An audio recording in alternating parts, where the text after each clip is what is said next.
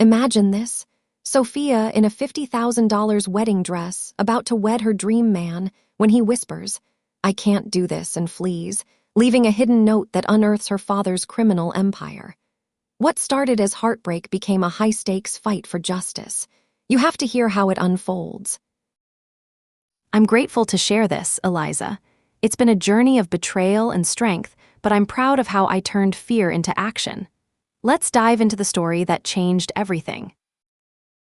The scent of jasmine and orange blossoms drifted through the windows of the bridal suite at the Fairmont Hotel as I sat perfectly still, letting my makeup artist apply the final touches to my lips. My deep chestnut brown hair had been swept into a dramatic, low chignon that took 3 hours to perfect, each strand carefully pinned to create an elegant masterpiece that would photograph beautifully. In the mirror, my brown eyes sparkled with excitement and just a hint of nervous energy that every bride feels on her wedding day.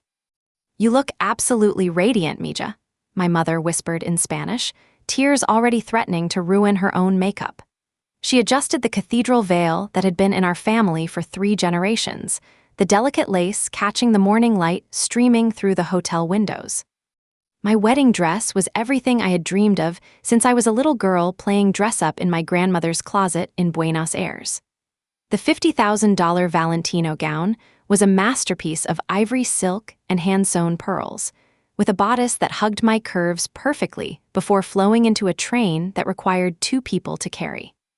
Every detail had been planned to perfection over 18 months of careful preparation, part of our $250,000 celebration that would host 300 guests from Chicago's elite and the entire Argentinian expatriate community. "Nervous?" asked my maid of honor, Carmen, as she handed me a mimosa with fresh strawberries. We had been best friends since childhood, and she knew me better than anyone except perhaps Liam himself. "A little," I admitted, taking a small sip. "But good nervous, you know, like when you're about to step onto a stage you've been rehearsing for your entire life." That was exactly what this felt like. Liam and I had been together for 4 years, engaged for 2, and every moment had led to this day. We had met at Northwestern University, where I was finishing my MBA and he was completing his master's in forensic accounting. He was brilliant, kind, and had the most beautiful green eyes that seemed to see straight through to my soul. When he proposed on the beach in Malibu during sunset, with my entire extended family hiding behind the dunes to surprise us, I knew I had found my forever person. The door to the bridal suite opened, and Liam peeked his head inside. "Sorry, ladies, I know it's bad luck, but I need just 1 second with my bride." My mother and Carmen exchanged knowing glances and stepped out onto the balcony, giving us privacy. Liam looked devastatingly handsome in his custom Tom Ford tuxedo, his dark hair perfectly styled, but something in his expression made my stomach flutter with concern rather than butterflies. "You look incredible," he said, his voice slightly hoarse. He approached me carefully as if I were made of spun glass. "Sofia, I need you to know that whatever happens today, I love you more than life itself."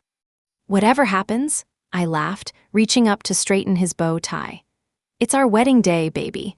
Nothing's going to happen except us promising to love each other forever in front of everyone we care about." His hands trembled slightly as he reached into his jacket pocket and pulled out a small, folded piece of paper no bigger than a business card. "I have something for you. A little surprise to read later after the ceremony. Something private, just between us." The paper felt warm from being close to his chest. "A love note?" I smiled, charmed by the romantic gesture. "Something like that." His smile didn't quite reach his eyes as he gently lifted the delicate lace edge of my garter, sliding the tiny note underneath the elastic against my thigh. His fingers lingered for just a moment, and I felt him shudder slightly. "Promise me you'll read it if anything unexpected happens today. And Sofia, remember that conversation we had about the documentary? About what you'd do if someone you loved was involved in something terrible." A chill ran down my spine as I recalled that night 3 months ago. We'd been watching a crime show about a whistleblower, and Liam had asked me hypothetically what I would do if I discovered someone I trusted was involved in criminal activity. At the time, I thought it was just pillow talk, but now his intense stare made me wonder if it had been something more. "Liam, you're starting to scare me. What could possibly happen?" He cupped my face in his hands, his green eyes intense and filled with an emotion I couldn't quite identify. "Just promise me, Sofia. Promise me you'll remember that I love you no matter what, and that sometimes the people we trust most are the ones who can hurt us the deepest. If anything goes wrong today, if I seem to act strangely, remember our conversation about doing the right thing even when it costs everything." Before I could ask what he meant, my mother knocked on the door. "Mija, it's time. The cars are here." Liam kissed my forehead gently, his lips lingering longer than usual. "I'll see you at the altar, beautiful. Remember what I said." As he left, I touched the spot where he had hidden the note, feeling the slight crinkle of paper beneath the lace. Something cold settled in my stomach, but I pushed it away. This was my wedding day, the culmination of childhood dreams inspired by my grandmother's stories of grand Argentinian weddings. Nothing was going to ruin the most important day of my life. St. Catherine's Cathedral was a masterpiece of Gothic architecture that had taken my breath away the first time Liam and I visited it 2 years ago. Today, it was transformed into something from a fairy tale. White roses, peonies, and baby's breath cascaded from every surface, and hundreds of candles cast a warm, romantic glow throughout the sanctuary. The guest list included 300 of our closest family and friends, my father's business associates, my mother's society friends, what felt like half of Argentina's expatriate community in Chicago, and even the mayor's wife, whom my father had courted for this very occasion. My father, Ricardo Morales, stood at the back of the church in his perfectly tailored Armani tuxedo, his salt and pepper hair slicked back and his brown eyes bright with pride. He had built a real estate empire from nothing after immigrating to the United States when I was 5 years old, and seeing his little girl married in such grandeur was the culmination of everything he had worked for. "Ready, Prinsa?" he asked, offering me his arm. His voice carried the slight accent that became more pronounced when he was emotional. The massive organ began playing Pachelbel's canon, and the congregation rose to their feet as the heavy oak doors opened. The sound of rustling silk and whispered admiration filled the air as 300 guests turned to witness my entrance. I took a deep breath, feeling the weight of my train behind me and the eyes of everyone I loved upon me. This was the moment I had dreamed of since I was a little girl, when my grandmother would wrap me in her mantilla and tell me stories of grand weddings in Buenos Aires. As we began our slow procession down the aisle, I searched the altar for Liam's face. He stood next to his best man, his brother James, looking impossibly handsome but strangely pale.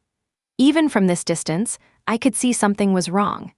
His hands were clenched at his sides, and he kept glancing toward the congregation as if he were looking for someone specific or watching for some kind of threat.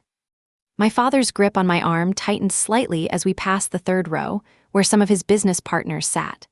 I recognized most of them from various charity galas and company parties over the years. They were powerful men who had helped my father build his empire, and they all smiled and nodded approvingly as we walked past. But something in their expressions seemed different today, more intense, more watchful. But Liam's eyes weren't on me. They were fixed on my father with an expression I had never seen before. It wasn't the grateful respect of a son-in-law toward his bride's father. It was fear, pure, undiluted terror that made my stomach drop even as I continued my graceful walk down the aisle. The closer we got to the altar, the more agitated Liam appeared. A thin sheen of sweat had broken out on his forehead despite the cool temperature in the cathedral. His best man whispered something to him, but Liam shook his head sharply, never taking his eyes off my father. I could see his chest rising and falling rapidly as if he were having trouble breathing. When we finally reached the front of the church, my father kissed my cheek and placed my hand in Liam's. "Take care of her," he said quietly, but there was something in his tone that made it sound less like a blessing and more like a warning. Liam's hand was ice cold and trembling as it closed around mine. "I will," he replied, but his voice cracked slightly on the words. Father Martinez, who had baptized me as a baby and confirmed me as a teenager, smiled warmly at both of us as he began the ceremony. "Dearly beloved, we are gathered here today to witness the union of Sofia Elena Morales and Liam Patrick O'Connor in holy matrimony." I tried to focus on the beautiful words, on the significance of the moment, but I couldn't shake the feeling that something was terribly wrong. Liam's breathing was shallow and rapid, and I could feel the tremor in his hands growing stronger with each passing minute. Around us, I could hear the soft sighs of contentment from our guests, the occasional whisper of admiration about my dress or the flowers, but all I could focus on was the man beside me who looked like he was about to collapse. The first part of the ceremony proceeded normally. We exchanged rings, my grandmother's antique diamond band that had been resized to fit my finger, and Father Martinez spoke about love, commitment, and the sacred bond of marriage. But as we approached the vows, Liam's distress became impossible to ignore. Do you, Sofia Elena, take Liam Patrick to be your lawfully wedded husband, to have and to hold in sickness and in health, for richer or poorer, for better or worse, till death do you part? I do. My voice rang clear and strong throughout the cathedral, filled with all the love and hope I felt for our future together. Father Martinez turned to Liam, and I felt his hands go completely rigid in mine. Do you, Liam Patrick, take Sofia Elena to be your lawfully wedded wife, to have and to hold in sickness and in health, for richer or poorer, for better or worse, till death do you part? The silence stretched on for what felt like an eternity. 300 guests held their breath, waiting for the simple words that would make us husband and wife. Liam's green eyes darted frantically between my face and something behind me in the congregation. The terror I had glimpsed earlier was now written plainly across his features. He leaned forward suddenly, his lips brushing against my ear. To anyone watching, it might have looked like a romantic gesture, a groom whispering sweet words to his bride, but what he said made my blood turn to ice. I can't do this, he whispered, his voice breaking with anguish. I'm so sorry, Sofia, I can't do this. And then he was gone. Liam released my hands and stepped backward, shaking his head as if trying to wake up from a nightmare. I can't, he said again, louder this time, his voice carrying throughout the cathedral and echoing off the stone walls. I'm sorry, I can't. The collective gasp from 300 guests created a sound like a wave crashing against the shore, followed by an immediate explosion of whispered Spanish and English that filled the sacred space with chaos. I stood frozen at the altar, my hands still extended where his had been just moments before, unable to process what was happening. The beautiful cathedral, which moments ago had felt like a fairy tale, now felt like a nightmare from which I couldn't wake. Liam, Father Martinez stepped forward, his kind face creased with concern and confusion. Son, what's wrong? But Liam was already moving. He turned and ran, not walked, not hurried, but sprinted down the altar steps, past the shocked faces of our wedding party, and straight down the center aisle. His footsteps echoed off the stone walls as he fled, his tuxedo jacket flying behind him like dark wings. I watched in horror as the man I loved more than life itself abandoned me in front of everyone who mattered to us. The massive oak doors of the cathedral slammed shut behind him with a sound that reverberated through my bones, leaving behind a silence so complete it felt like the world had stopped turning. Then the whispers started again, growing louder and more vicious by the second. "¿Qué pasó? Did you see his face? Poor Sofia, how humiliating. I knew something was wrong. The Morales family must be devastated." I stood there in my $50,000 dress, my hair still perfectly arranged, my makeup flawless, feeling like I had been struck by lightning. The weight of 300 pairs of eyes boring into me was unbearable. Some faces showed pity, others shock, and a few, particularly among my father's business associates, showed what looked almost like satisfaction at witnessing such spectacular drama. My mother's anguished cry pierced the growing murmur of conversation. Dios mío, Sofia. She started to rise from her seat in the front row, her face pale with shock and her hands pressed to her chest as if she were having trouble breathing. My father's face had gone from confusion to rage in the span of seconds. His hands were clenched into fists at his sides, and the vein in his temple that appeared when he was truly furious was throbbing visibly. "I'll kill him," he said quietly, but his voice carried in the cathedral's acoustics. "I'll destroy him for this humiliation. No one disrespects my family like this." The whispers grew louder, more pointed. I could hear fragments of conversation in both Spanish and English mixing together. "Can you believe? Poor girl. How embarrassing. What could have happened? The society pages will have a field day. This will be all over Chicago by tomorrow." Some of the guests were already reaching for their phones, and I realized with growing horror that by tonight, my humiliation would be trending on social media. The bride whose groom ran away at the altar. I would become Chicago's most talked-about scandal, a cautionary tale whispered about at future weddings. Carmen rushed to my side, her own face pale with shock and her bridesmaid dress rustling as she moved. "Sofia, honey, are you okay?" But I couldn't speak. I couldn't move. I felt like I was drowning in my own wedding dress, the beautiful silk and lace suddenly feeling like a burial shroud. The cathedral, which had been transformed into a fairy tale just minutes before, now felt like a mausoleum where my dreams had come to die. Father Martinez approached me gently, his weathered hand touching my arm with grandfatherly concern. "My child, perhaps we should." "I need a moment," I managed to whisper, my voice barely audible even to myself. "Please, I just need a moment alone." Without waiting for a response, I gathered up my train and fled toward the side door that led to the bridal preparation room. Behind me, I could hear my mother sobbing and my father's voice rising as he barked orders at someone, probably demanding they find Liam and bring him back to face the consequences of his actions. The bridal room, which had been filled with laughter and excitement just an hour before, now felt like a sanctuary from the nightmare unfolding in the cathedral. I locked the door behind me and collapsed onto the small sofa, my elaborate gown pooling around me like spilled cream. The silence here was different from the awful silence in the cathedral. This was peaceful, protective, giving me space to process what had just happened. For the first time since Liam had whispered those terrible words, I allowed myself to truly absorb the reality of my situation. My fiancé, my almost husband, had run away from our wedding, in front of everyone we knew. In front of my family, his family, our friends, my father's business associates, half of Chicago's social elite. The humiliation was so complete, so devastating, that I felt physically sick. But underneath the humiliation and heartbreak, something else was gnawing at me. Liam's behavior had been strange all morning, but not in the way of a man who was having second thoughts about marriage. He had been terrified. Genuinely, deeply terrified. And his eyes had been fixed on my father with an expression that I now realized wasn't just fear. It was the look of a man who had seen something that horrified him to his core.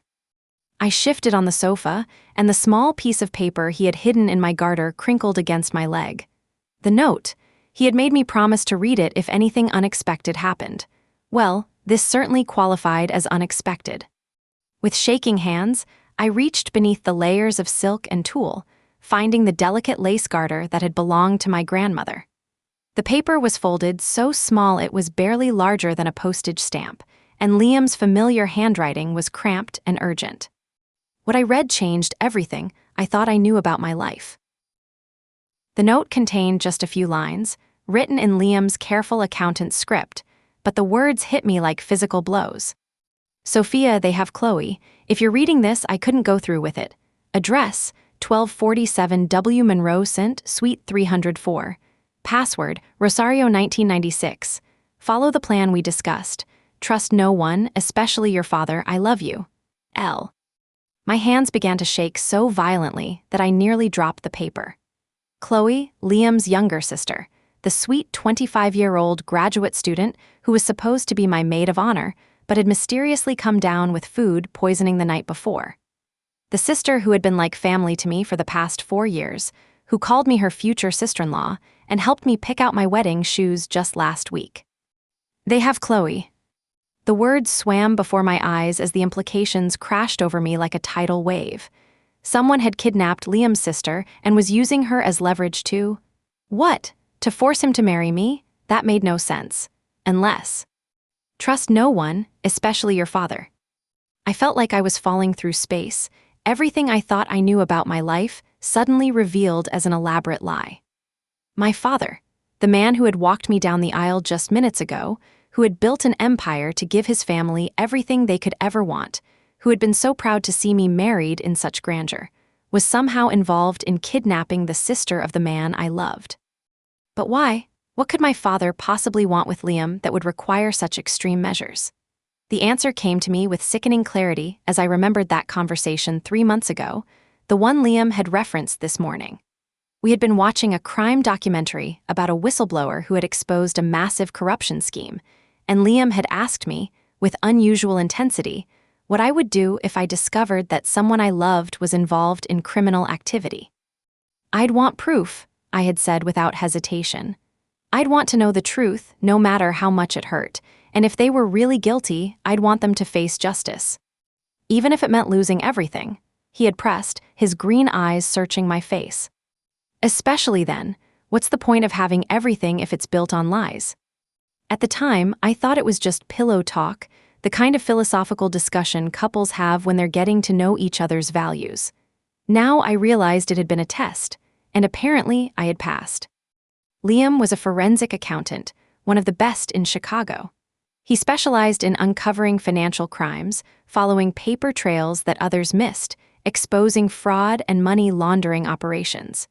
If my father had been involved in anything illegal, having Liam as a son-in-law would be incredibly dangerous, unless Liam could be controlled, unless someone he loved was being held hostage to ensure his silence. Follow the plan we discussed. What plan? I racked my brain, trying to remember any conversation Liam, and I had that could be construed as planning for something like this. Then it hit me. That same night, after our discussion about the whistleblower, Liam had asked me another hypothetical question. If you ever found yourself in a situation where you needed to gather evidence of a crime, but you couldn't trust law enforcement, what would you do? "I guess I'd try to document everything myself," I had said. "Record conversations, take pictures, gather proof. Then I'd find someone I could trust to help me expose the truth." He had nodded approvingly. "And if you were scared, if the people involved were dangerous?" "I'd be terrified," I admitted. "But I'd do it anyway, because letting criminals get away with hurting people is worse than being afraid." Now I understood. Liam hadn't just been asking hypothetical questions. He had been preparing me for this exact scenario. He had been testing my courage, my moral compass, my willingness to do the right thing even when it cost everything. The address on the note was just a few blocks away from the cathedral. I could walk there in 10 minutes, even in my wedding dress. But first, I needed to compose myself. I needed to think about what I was about to do. I was about to leave my own wedding reception to investigate my father for crimes serious enough that someone had kidnapped an innocent girl to prevent exposure. I was about to risk everything, my family, my security, my entire life, based on a note hidden in my underwear by a man who had just publicly humiliated me in front of 300 people. But as I looked at myself in the mirror, I saw something in my brown eyes that hadn't been there this morning. A hardness, a determination that came from finally understanding that the fairy tale I had been living was built on someone else's nightmare. A soft knock on the door interrupted my racing thoughts. "Sofia?" It was Carmen's voice, gentle and concerned. "Honey, your mother is asking for you. She's pretty hysterical, and your father is making phone calls trying to find Liam. The guests are starting to leave, and someone needs to make a decision about the reception." "I'll be out in a minute," I called back, surprised by how steady my voice sounded. "I just need to fix my makeup." I looked at myself in the mirror one more time. Despite everything that had just happened, I still looked like a bride. My hair was still perfect, my makeup unsmudged, my dress immaculate. Only my eyes betrayed the storm raging inside me. They held a hardness that hadn't been there an hour ago, a resolve that came from finally understanding what was at stake. If my father was involved in something criminal, if he had threatened an innocent girl to force my fiancé into marriage, then the man I had loved and respected my entire life was a stranger. And if Liam had discovered something serious enough to risk everything to expose it, then I owed it to him, and to myself, to see this through. I folded the note carefully and tucked it into my bra, then opened the door to face whatever came next. But instead of going back to the cathedral to comfort my mother and deal with the chaos of a canceled wedding, I turned toward the exit. I had evidence to gather and a truth to uncover. And I was going to do it in my $50,000 wedding dress, because sometimes the most important battles are fought in the most unlikely armor.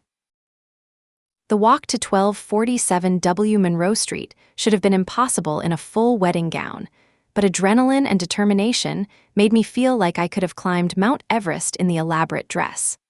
I told Carmen I needed some air, that I was going to walk around the block to clear my head before dealing with the aftermath of the ceremony. She offered to come with me, but I insisted I needed to be alone with my thoughts. The looks I received on the street were a mixture of confusion and sympathy. A bride walking alone in full regalia was clearly not part of any normal wedding day plan. But I held my head high, gathered my train, and focused on putting one foot in front of the other. Each step took me further from the life I thought I knew and closer to a truth that would change everything. The address led me to a modest office building wedged between a coffee shop and a dry cleaner. Suite 304 was on the third floor, accessible by a narrow staircase that I navigated carefully, holding my train up to avoid tripping. The hallway was dimly lit and smelled faintly of industrial carpet cleaner, a stark contrast to the opulent cathedral I had fled just 30 minutes earlier. The door to Suite 304 was unmarked except for the number. I tried the handle, locked. My hands shook as I knocked softly, then harder when there was no response. Finally, I remembered the password from the note, Rosario 1996, the city where I was born and the year Liam's sister Chloe was born. I tried the handle again, this time pressing my mouth close to the crack between the door and frame. Rosario 1996, I whispered. Nothing happened for a long moment, then I heard the soft click of an electronic lock disengaging. The door swung open to reveal a small, sterile office space with fluorescent lighting and cheap furniture. But what caught my attention immediately was the wall of monitors displaying security camera feeds and the sophisticated computer setup that looked completely out of place in the shabby surroundings. Sofia, a familiar voice made me spin around.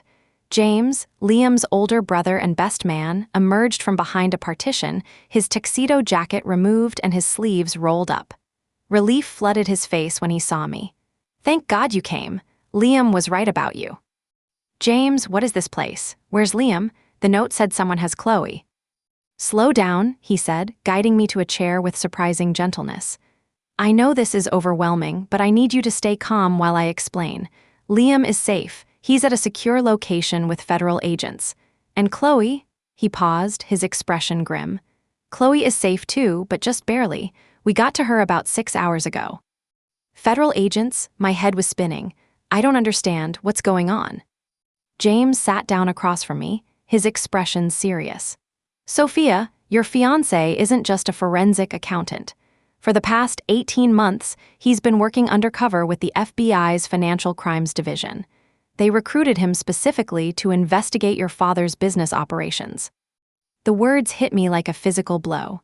My father, but he's a real estate developer. He builds shopping centers and office complexes.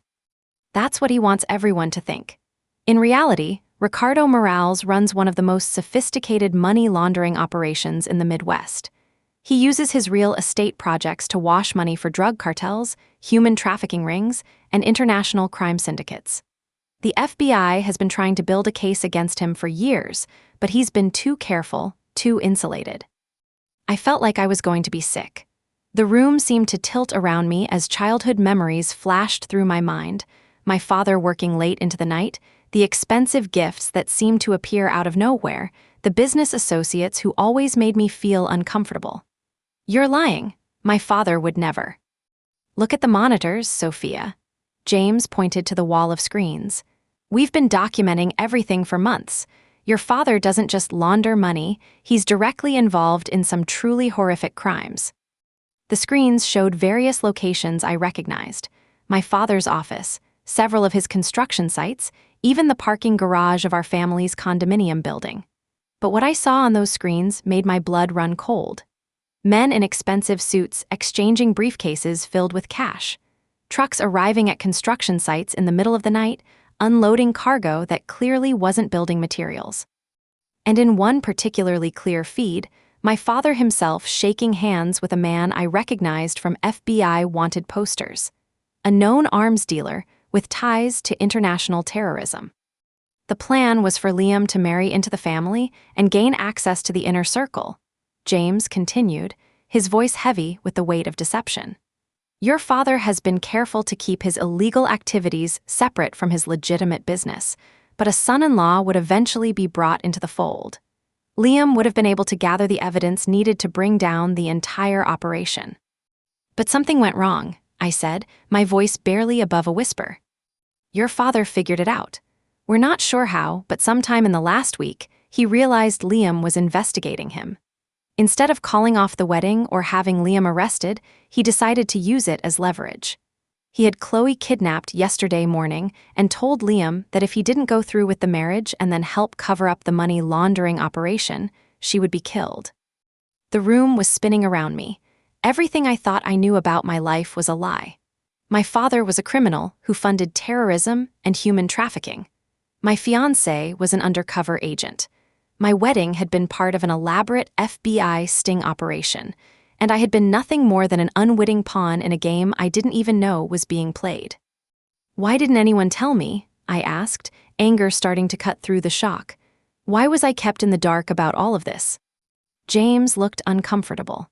The FBI wanted to tell you, but Liam insisted you be kept out of it. He was trying to protect you. He knew that if you found out the truth about your father, it would destroy you. He was hoping to gather enough evidence to put your father away without you ever having to know the details. But now I do know, and my father threatened to kill an innocent girl to force Liam into a corner. I stood up, my wedding dress rustling around me like armor. What happens now? Now we finish what we started. The FBI has enough evidence to arrest your father and most of his organization, but they need a few more pieces to ensure the convictions stick. And there's something else, something that could help us save other victims of your father's operation. James walked over to the computer setup and pulled up a file that made my stomach drop. Photos of young women, some barely older than teenagers, with detailed information about their transport and delivery. My father wasn't just laundering money, he was directly involved in human trafficking. Your father is planning to meet with his partners tonight to discuss damage control after Liam's disappearance. They're going to be at your wedding reception venue, using the private dining room your family rented. If we can get recordings of that meeting, we can not only put your father away for life, but also dismantle the entire network he's been working with. I stared at the screen, processing what he was telling me. You want me to go back to my wedding reception and spy on my father? I want you to help us save lives, Sofia.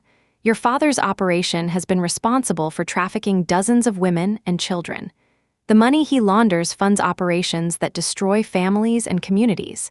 This is our chance to stop all of it. I thought about Chloe, terrified and alone until just a few hours ago. I thought about all the young women whose photos I had just seen, victims of an operation my father helped fund. And I thought about Liam, who had sacrificed everything, including our wedding, to try to expose these monsters while protecting me from the truth. What do I need to do? James handed me a device that looked like an expensive brooch, the kind of jewelry that would blend perfectly with my wedding dress. The piece was exquisite, a delicate silver design with tiny crystals that caught the light beautifully. This is a high-quality recording device, he explained. The FBI has been using it in undercover operations for years. It's virtually undetectable, and it can pick up conversations from across a room. I turned the brooch over in my hands, marveling at how normal it looked. And you want me to pin this to my dress and walk into a room full of criminals? Your father's meeting is scheduled for 8 o'clock tonight in the Rosewood Room at the Fairmont. According to our intelligence, he's meeting with at least 5 other high-level operatives to discuss how to handle the fallout from today's events. They'll be speaking freely because they think they're in a secure location. The irony wasn't lost on me. The same hotel where I had gotten ready for my wedding this morning, where I had been so blissfully unaware of the truth about my life, would now be the scene of my father's downfall. The reception that should have been celebrating my marriage would instead become the setting for the most dangerous thing I had ever done. What about security? Won't they suspect something if I just show up? James shook his head. You're the bride. You're supposed to be devastated, confused, looking for answers. It would be perfectly natural for you to seek out your father for comfort and explanations. Besides, they have no reason to suspect you know anything about the investigation. He was right, but the thought of sitting in a room with my father while he discussed criminal activities made my stomach churn. What if something goes wrong? What if they figure out what I'm doing? We'll have agents positioned throughout the hotel. If anything goes wrong, if you feel unsafe for even a second, you just need to say the code phrase, "I need some fresh air," and they'll move in immediately. I nodded, trying to project more confidence than I felt. How long do I need to stay in the room? Long enough to get clear recordings of them discussing their operations. Ideally, we need them to talk about specific crimes, money amounts, and future plans. The more details we can capture, the stronger the case will be. James handed me a small earpiece, nearly invisible once it was in place. Liam will be monitoring the feed from a secure location. He'll be able to guide you if you need help steering the conversation in the right direction. The mention of Liam made my chest tighten with emotion. Despite everything that had happened, despite the lies and deception, I still loved him. And now I understood that every lie had been told to protect me, every deception designed to keep me safe from a truth that would have shattered my world. How is he handling all of this? James's expression softened. He's devastated that it came to this. He never wanted you to be involved, never wanted you to have to know the truth about your father this way. But he's also incredibly proud of you for being willing to help. He said you're the strongest person he's ever known, and that watching you read that note and immediately come here proved that he was right to trust you with this. I felt tears threatening for the first time since I'd read the note. Throughout this entire surreal day, I had been operating on pure adrenaline and shock. But hearing that Liam still believed in me, that he was proud of me, brought back all the emotions I had been suppressing. Can I talk to him before I do this? James nodded and handed me a secure phone. He's waiting. Liam's voice came through the speaker, warm and familiar despite everything that had happened. Sofia, God, I'm so sorry about today. I'm sorry about all of this. Don't apologize, I said firmly. You were trying to protect your sister and expose criminals. You have nothing to be sorry for. I should have found another way. I should have told you the truth from the beginning instead of letting you walk into this blindly. Maybe, but we can't change that now. What we can do is finish this, together. There was a long pause before Liam spoke again, his voice thick with emotion. I love you, Sofia. Whatever happens tonight, whatever happens after all this is over, I want you to know that every moment we've spent together has been real. My feelings for you, my love for you, none of that was part of the assignment. You were never just a case to me. I know, I whispered, touching the recording device pinned to my dress. I love you too. And when this is over, we're going to have a very long conversation about honesty in relationships. His laugh was shaky but genuine. I'm looking forward to it. And Sofia, that conversation we had about the documentary, about doing the right thing even when it costs everything, I meant every word. You're about to prove that you're exactly the person I thought you were. James tapped his watch, indicating it was time to go. I have to go, I told Liam, but I'll see you soon. Be careful, beautiful. Trust your instincts and remember that you're not alone in this.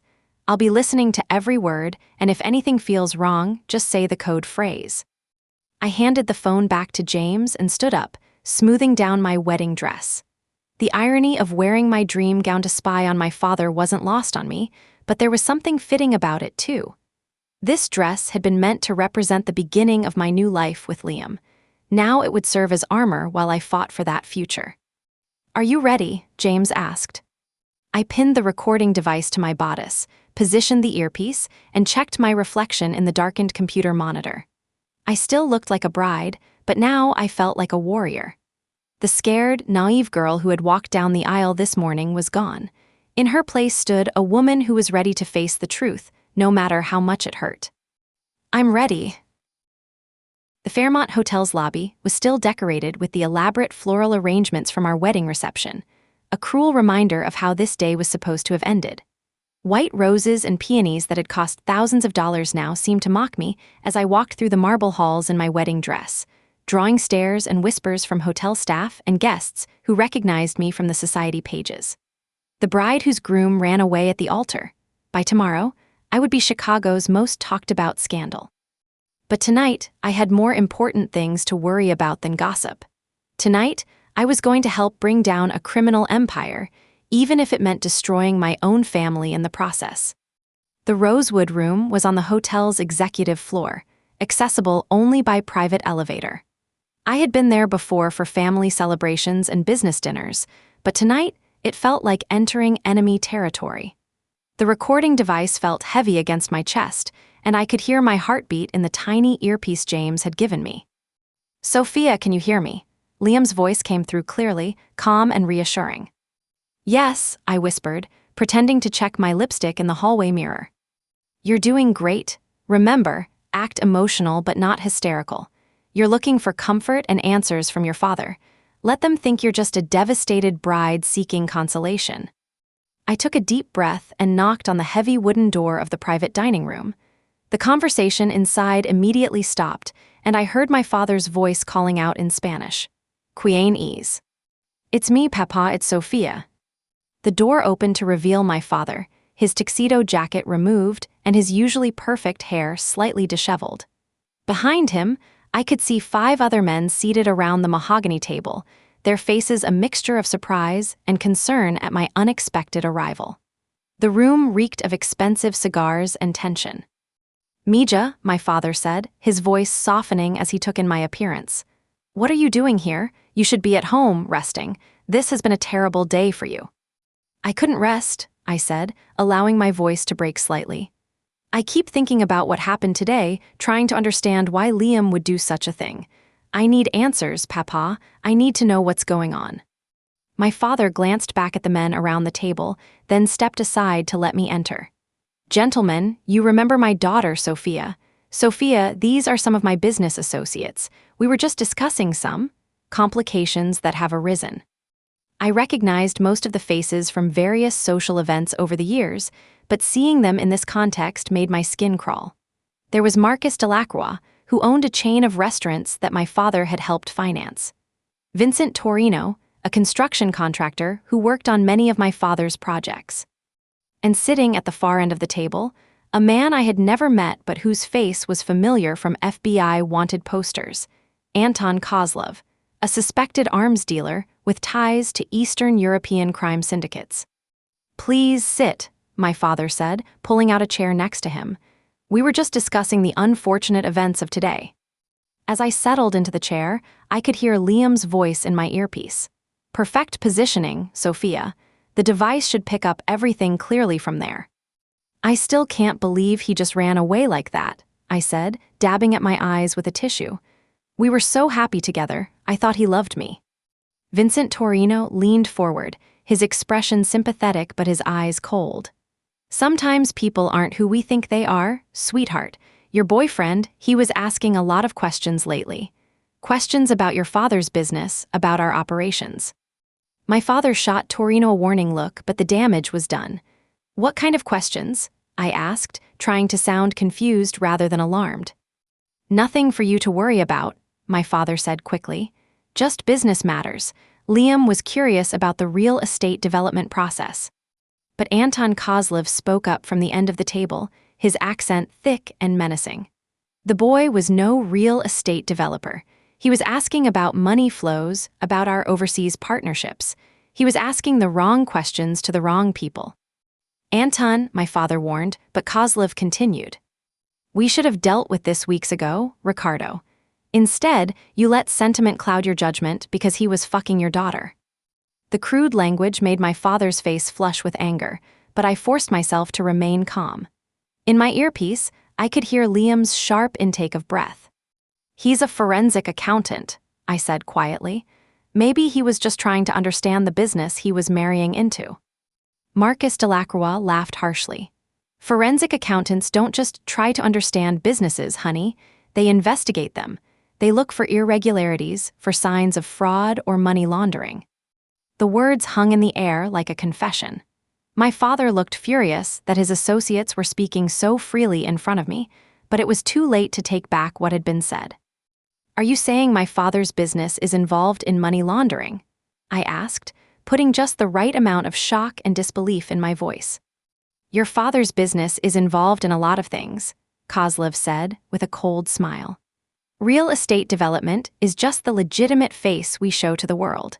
The real money comes from providing services to people who need to move large amounts of cash without attracting government attention." "Anton, that's enough," my father snapped. "Sofia doesn't need to know the details." "Actually, I think she does," Torino interjected. "If her boyfriend was really investigating us, then she might be compromised too. The FBI could try to use her to get to us." The mention of the FBI sent a chill down my spine, but I forced myself to look confused. The FBI? Why would the FBI be interested in real estate development? "Because we're not just developing real estate," my father said quietly, his voice heavy with resignation. "Sofia, there are things about my business that I've kept from you to protect you, but after today's events, I think you need to understand the full scope of what we're dealing with." In my earpiece, Liam's voice was urgent. "This is it, Sofia. Get him to be specific about the crimes." "I don't understand, Papa. What kind of things?" My father sat back in his chair, suddenly looking older than his 58 years. "The real estate projects are legitimate, but they serve a dual purpose. We use them to clean money for various organizations that operate outside the law. Drug cartels, human trafficking rings, arms dealers like Anton here. They give us dirty money, we put it through our construction projects, and it comes out the other side as clean, legitimate income." The casual way he described such horrific crimes made my stomach turn, but I forced myself to nod as if I were trying to understand. "How much money are we talking about?" "Millions," Kozlov answered. "Your father's operation processes about $50 million per year. It's one of the most sophisticated laundering operations in the country." "And Liam figured this out?" I asked. "We think so," my father replied. "He's been asking questions about specific projects, requesting financial documents, trying to trace money flows. A few days ago, one of our contacts in the banking industry warned us that someone was making inquiries about our accounts." Vincent Torino leaned forward again. "That's when we decided to take out some insurance. We grabbed his sister, figured we could use her to keep him quiet and cooperative." The casual admission of kidnapping made me want to scream, but I maintained my shocked expression. "You kidnapped Chloe." "It was a necessary precaution," my father said, though he looked uncomfortable. "We weren't going to hurt her. We just needed leverage to ensure Liam's cooperation." "But he ran away from the wedding anyway," I pointed out.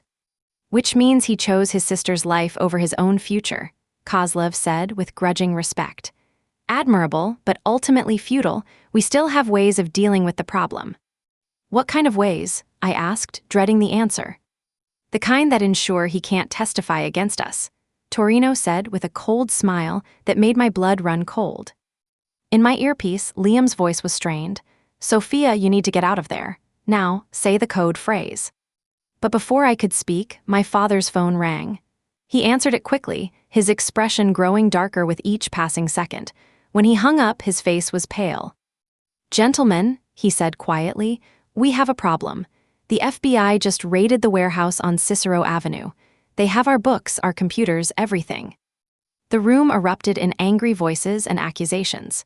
In the chaos, I quietly stood up and moved toward the door. "I need some fresh air," I said loudly enough for the recording device to pick up. Within seconds, I could hear footsteps in the hallway outside. The cavalry was coming. The door to the Rosewood room burst open just as I reached it, and FBI agents in tactical gear flooded into the space with the precision of a military operation. The transformation from elegant private dining room to crime scene happened in seconds. Shouts of "FBI, hands where we can see them," replaced the genteel conversation, and the 5 men who had been casually discussing murder and money laundering were suddenly face down on the Persian carpet with their hands zip-tied behind their backs. My father looked at me with an expression of dawning realization and betrayal as Agent Sarah Chen, whom I now recognized as the woman who had been posing as a hotel events coordinator for the past several months, approached him with handcuffs. "Ricardo Morales, you're under arrest for money laundering, racketeering, conspiracy to commit kidnapping, and conspiracy to commit murder," she announced, her voice crisp and professional. "You have the right to remain silent." "Sofia," my father called out as Agent Chen cuffed him, his voice filled with a mixture of anger and desperation. "Mija, you don't understand what you've done. These people, they'll come after our family now. They'll come after you and your mother." I stood in the doorway, still wearing my wedding dress, watching the man who had raised me and loved me and built an empire to give me everything I could ever want, being arrested for crimes that would put him away for the rest of his life. The recording device had captured every word, every casual admission of trafficking, kidnapping, and murder. "I understand perfectly, Papa," I said quietly, my voice steady despite the tears threatening to spill. "I understand that you threatened to kill an innocent girl to force my fiancé into covering up your crimes. I understand that you've been laundering money for human traffickers and drug dealers. And I understand that the man I thought I knew never really existed."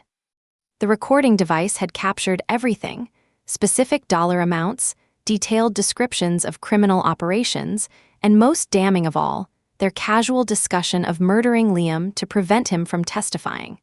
Combined with the evidence the FBI had already gathered, it would be more than enough to ensure convictions for everyone in the room. As the agents led the prisoners away, my father looked back at me one last time. "You're just like your mother," he said bitterly. "Too naive to understand that everything you've ever had came from this business. Your education, your clothes, this wedding, all of it paid for with dirty money." "Then I'll give it all back," I replied without hesitation. "Every penny, if it means those women and children you helped traffic can find some measure of justice." Agent Chen approached me as the last of the criminals were led away. "Ms. Morales, I want you to know how grateful we are for your cooperation tonight. What you did took incredible courage." "Is it over?" I asked. "Are there others who might still be dangerous?" "We've been conducting simultaneous raids all evening. So far, we've arrested 23 people connected to your father's organization. There may be some loose ends to tie up, but the major players are all in custody." A commotion in the hallway made me turn, and suddenly Liam was there, still wearing his tuxedo pants and white shirt but with an FBI windbreaker over them. He looked like he had aged 10 years since this morning, his face drawn with exhaustion and stress, but his green eyes were bright with relief and something that looked like awe. "Sofia," he breathed, crossing the room in 3 quick strides and pulling me into his arms. "Are you okay?" when I heard some of the things they were saying in there. "I'm okay," I said, melting into his embrace. "I'm okay, and Chloe's okay, and it's over." We held each other in the middle of the crime scene, surrounded by FBI agents and evidence markers, while I tried to process everything that had happened. This morning, I had been a bride preparing for the happiest day of her life. Tonight, I was an FBI informant who had helped bring down her own father's criminal empire. "I'm sorry," Liam whispered into my hair. "I'm so sorry you had to go through this. I'm sorry about your father, about the wedding, about all of it." "Don't apologize for doing the right thing," I said firmly. "And don't apologize for protecting your sister. If you hadn't been investigating my father, how many more people would have suffered?" Agent Chen approached us again. "Ms. Morales, Mr. O'Connor, we'll need you both to come in tomorrow for formal statements, but for tonight, you're free to go. We have everything we need." As we walked out of the hotel together, still in our wedding clothes, I realized that this day had ended up being exactly what a wedding should be. A moment when 2 people choose to face the future together, no matter what challenges it might bring. "So," Liam said as we reached the street, "this probably wasn't the wedding night you had planned." I looked down at my elaborate gown, now slightly wrinkled from the day's adventures, and actually laughed, for the first time in 12 hours. "No, but it was definitely memorable. Though I think next time we get married, we should probably elope." "Next time?" Liam stopped walking and turned to face me, his expression hopeful but uncertain. "After everything that's happened, after all the lies and deception, you still want to marry me?" I reached up and cupped his face in my hands, looking into those green eyes that had captured my heart 4 years ago. "Liam, you sacrificed everything to protect innocent people and expose criminals. You chose your sister's life over your own safety, and you trusted me enough to include me in bringing justice to the people who deserved it. If that doesn't make you husband material, I don't know what does." He kissed me then, right there on the sidewalk outside the hotel where our wedding reception should have been happening, while police cars and FBI vans created a light show around us. It was messy and complicated, and nothing like the fairy tale ending I had imagined, but it was real in a way that felt more valuable than any fantasy. "Besides," I added when we broke apart, I've got this $50,000 dress that I'd really like to get some more use out of. Think we could have a do-over ceremony once things calm down." "I think that sounds perfect," Liam said, taking my hand as we walked away from the chaos behind us. "But maybe this time, we'll keep the guest list a little smaller." As we disappeared into the Chicago night, I realized that sometimes the best weddings are the ones that don't go according to plan. Sometimes, the real vows happen not at an altar, but in the moment when two people choose to fight for justice together, no matter what it costs them. And sometimes, the most beautiful wedding dress is the one you wear while taking down a criminal empire and saving the person you love. 3 months later, Liam and I were married in a small ceremony in my mother's garden, with only our closest friends and family in attendance. Chloe was my maid of honor, fully recovered from her ordeal and proud to stand beside the sister-in-law who had helped save her life. My mother, who had been devastated by the truth about my father but determined to rebuild her life with integrity, walked me down the aisle. And yes, I wore the same $50,000 dress. After everything it had been through, it felt like the perfect symbol of survival, transformation, and the power of truth over lies.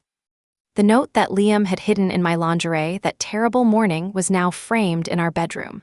A reminder that sometimes the most important messages come in the smallest packages, and that trust, real trust, means being willing to follow someone into the unknown, even when it means leaving everything you thought you knew behind. My father was sentenced to 25 years in federal prison. At his sentencing hearing, I sat in the gallery and listened as the judge read the names of his victims, people whose lives had been destroyed by the crimes his organization had enabled. It was painful to hear, but it was also necessary. Justice isn't always comfortable, but it's always worth fighting for. Today, Liam and I run a nonprofit organization that helps families of crime victims navigate the legal system and rebuild their lives. We've learned that weddings aren't really about the perfect dress or the flawless ceremony. They're about two people promising to face whatever comes next together, with honesty, courage, and love. And if that's not worth celebrating, I don't know what is. Sofia, thank you for your raw courage in exposing a truth that shattered your world. This story teaches that real love demands facing hidden dangers head-on, turning personal betrayal into a force for good, reminding us all that integrity can redefine family and future. I'm Eliza Quinn, and remember, here on Wedding Day Justice, veils off, justice on.